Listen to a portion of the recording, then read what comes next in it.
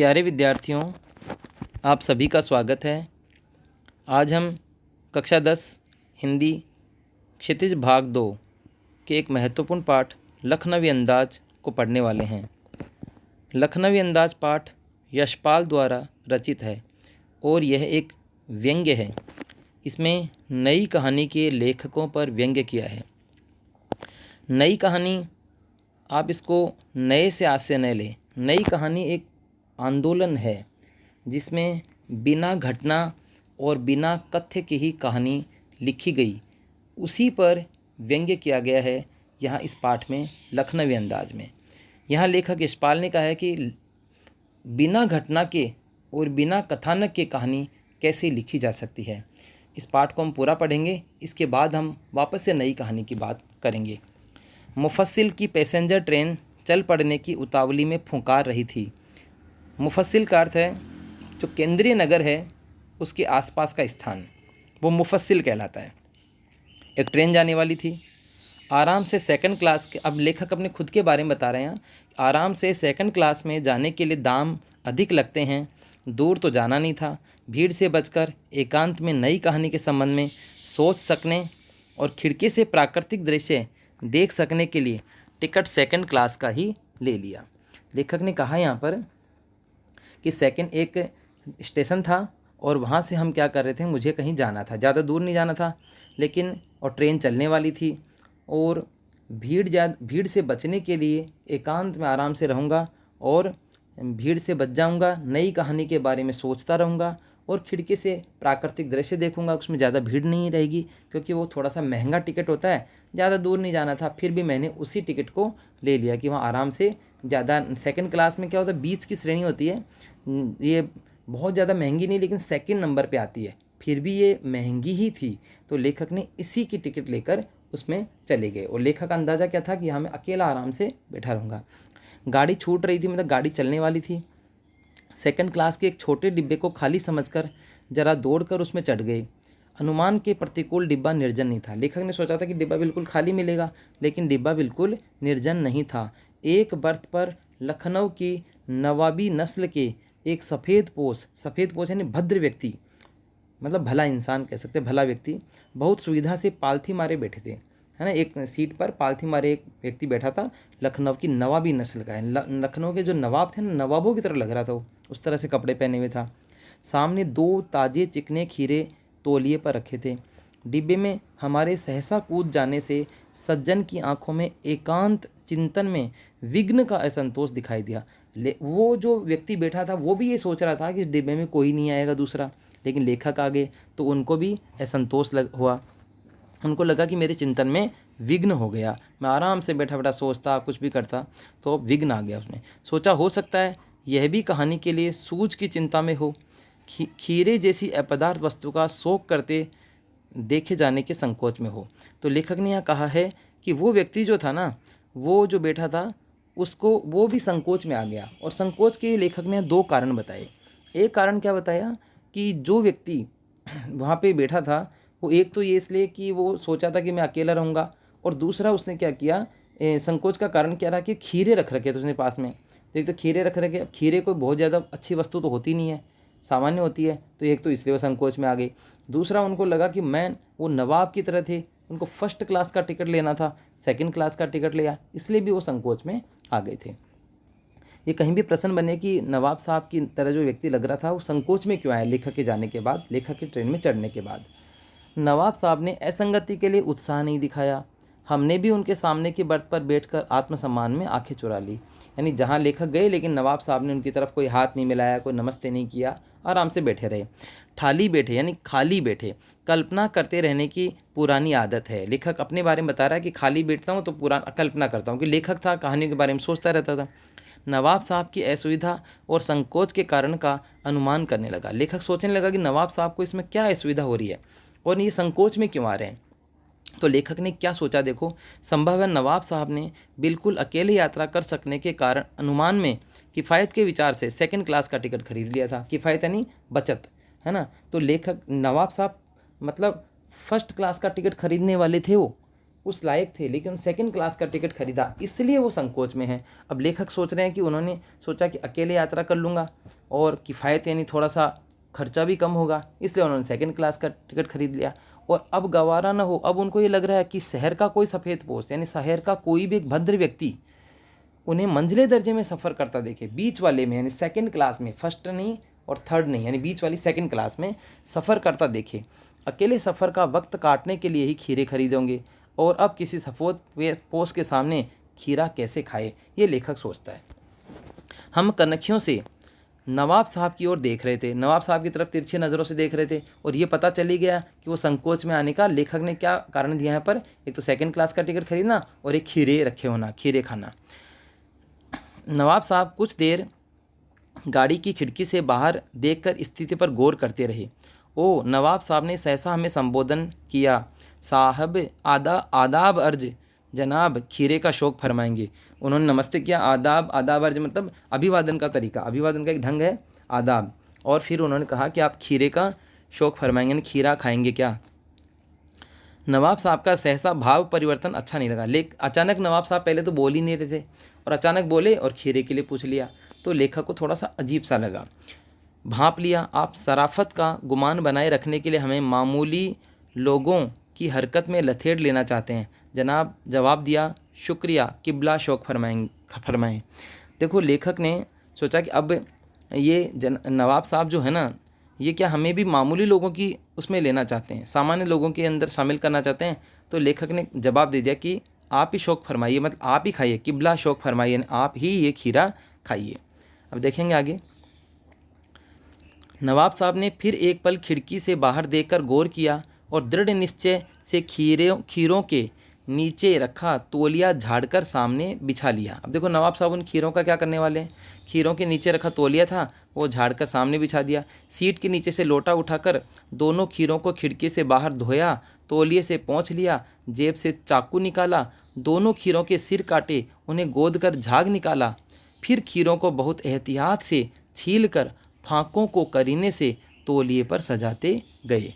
अब देखो नवाब साहब यहाँ क्या क्या करते हैं, यानी एक तो खीरे के नीचे से तौलिया निकाला, तौलिए को सामने बिछा दिया सीट पर, फिर सीट के नीचे से लोटा निकाला, उन खीरों को धोया खिड़की के बाहर और तौलिए से उनको पोंछ लिया, फिर जेब से चाकू निकाला, फिर उन खीरों के सिर काटे, मतलब खीरों के ऊपर से एक बार काट दिया और फिर काटने के बाद जो कटा हुआ हिस्सा है ना, उससे उस खीरे को यूँ रगड़ने लग गए, मतलब गोदने लग गए, उसका झाग निकालने लगे। इससे क्या होता है, खीरा का जो कड़वापन होता है ना वो ख़त्म हो जाता है।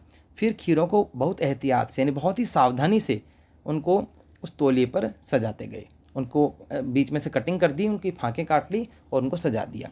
लखनऊ स्टेशन पर खीरा बेचने वाले खीरे के इस्तेमाल का तरीका जानते हैं।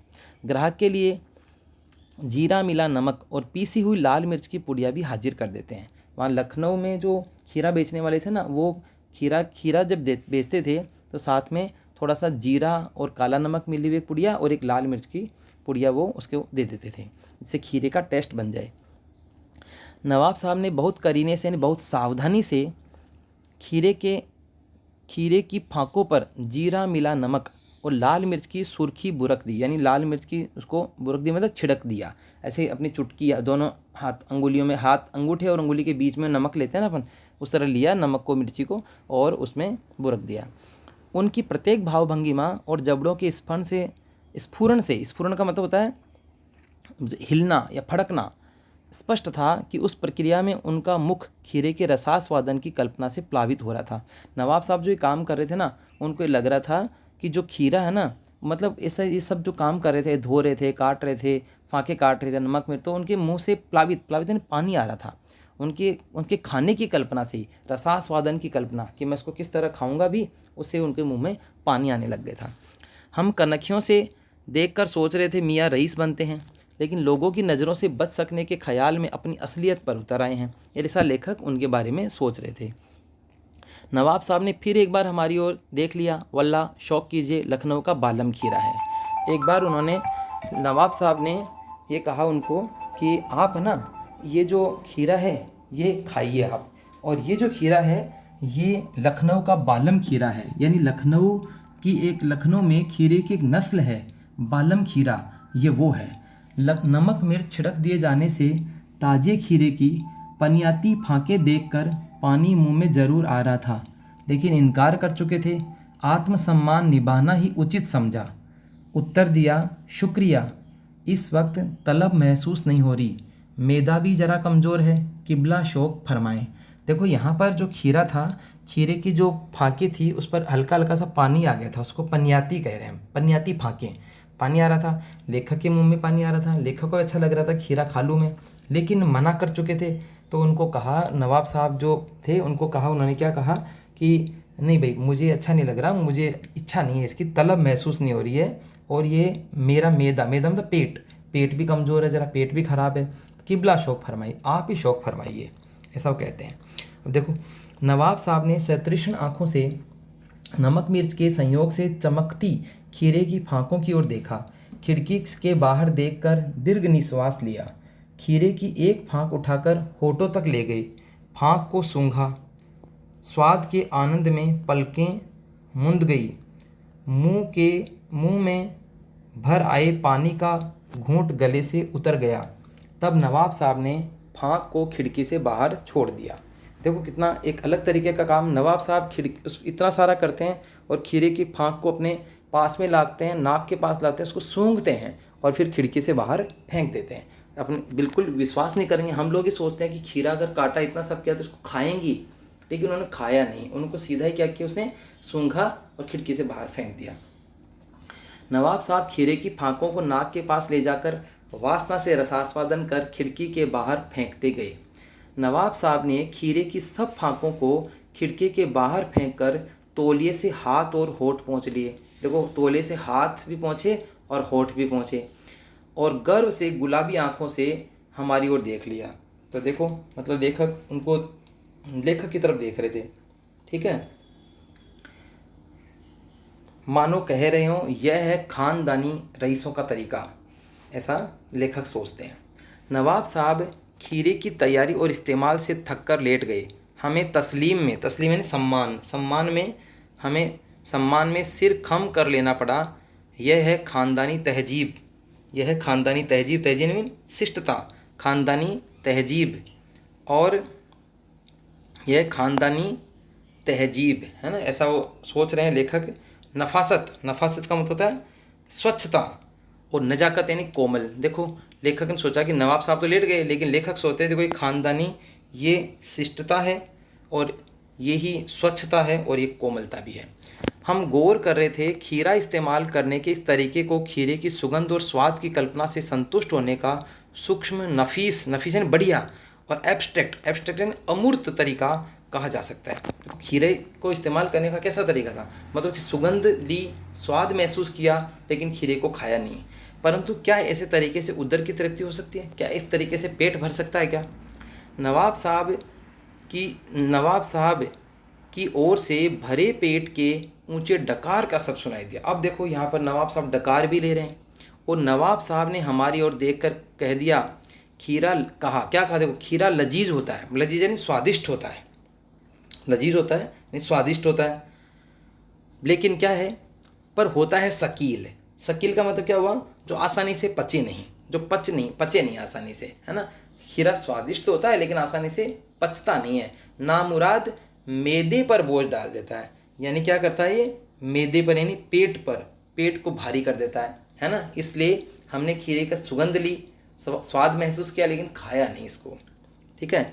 ज्ञान चक्षु खुल गए, पहचाना ये है नई कहानी के लेखक ने यहाँ कहा कि मेरे ज्ञान रूपी जो आंखें वो खुल गई, और मैंने पहचान लिया कि ये नई कहानी के लेखक हैं। क्योंकि नई कहानी के लेखक जो थे, देखो, खीरे की सुगंध और स्वाद की कल्पना से पेट भर जाने पर डकार आ सकती है, तो बिना विचार, घटना और पात्रों के लेखक की इच्छा मात्र से नई कहानी क्यों नहीं बन सकती। तो लेखक ने यहाँ देखो नई कहानी के लिए बताया कि बिना घटना के, बिना विचार के, बिना पात्रों के नई कहानी के लेखक कहानी लिख रहे हैं।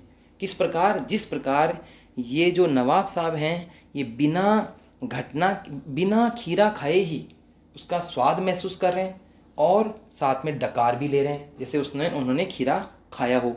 तो इस प्रकार से इस खीरे के खाने के तरीके के उदाहरण के माध्यम से यहाँ पर कवि यशपाल नई कहानी के लेखकों पर व्यंग्य करते हैं, क्योंकि नई कहानी के लेखक बिना घटना, बिना विचार और बिना पात्रों के ही कहानी लिखने की कोशिश कर रहे थे। तो इस प्रकार से ये नई कहानी के लेखकों पर व्यंग्य करने के लिए ये जो व्यंग्य लेखन किया है ये यशपाल ने। तो आज के लिए इतना ही, धन्यवाद।